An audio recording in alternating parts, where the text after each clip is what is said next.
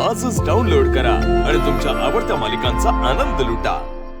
अरे राहू दे पाया पडायची गरज नाहीये, माफ केलंय तुला।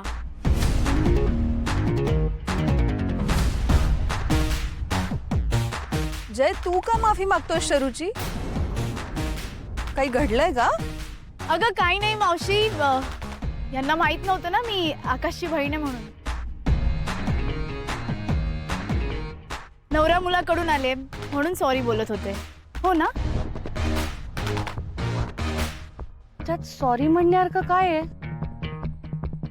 बघ ना मम्मी, एवढ्यासाठी पायाशी येऊन सॉरी बोलायची काय गरज आहे?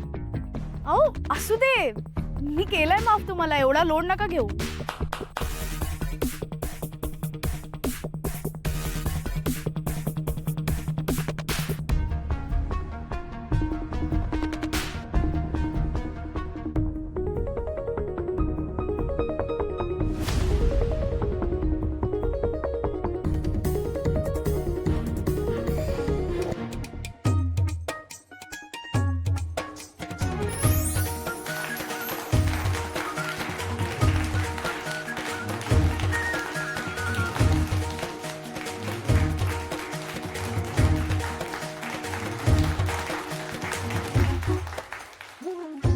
आता कशाला बघतोय?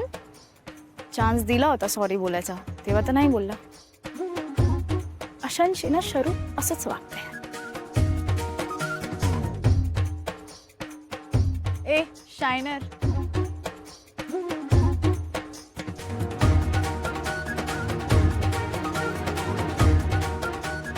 आता या माणसाला कसं समजवायचं की कुणाशी भांडावं पण बाईशी भांडू नये। आपण हरतो, आपला अपमान होतो, तरी शेवटी आपण तिच्याच पाया पडतो। ही मुलगी चांगलीच तिखट मिरची आहे, तिच्याशिवाय अन्नाला चव नाही आणि जास्त साली तर बाधायला कमी नाही। तुझ्या जयसारख्या मुलासाठी अशीच कोणीतरी शोधली पाहिजे आपण। जयच्या आसपास मुली आलेले त्याला आवडत नाही, तुला माहितीये ना?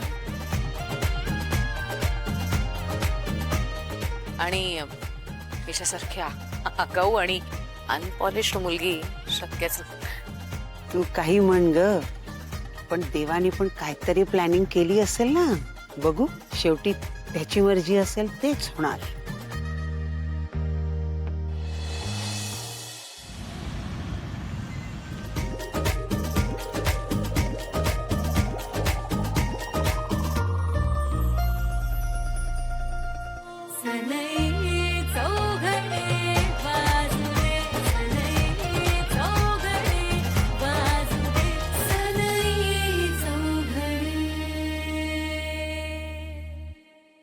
आई पण चुडा का भरतात ग? अगं शास्त्र असतं ना ते। पण असं सिग्निफिकन्स काय आहे त्याचं? अगं हिरवा रंग म्हणजे निसर्गाचं प्रतीक असतो ना। नवीन नवरीच्या आयुष्यात कायम निसर्गासारखाच भरभराट असो म्हणून हिरवा चुडा भरतात। इंटरेस्टिंग।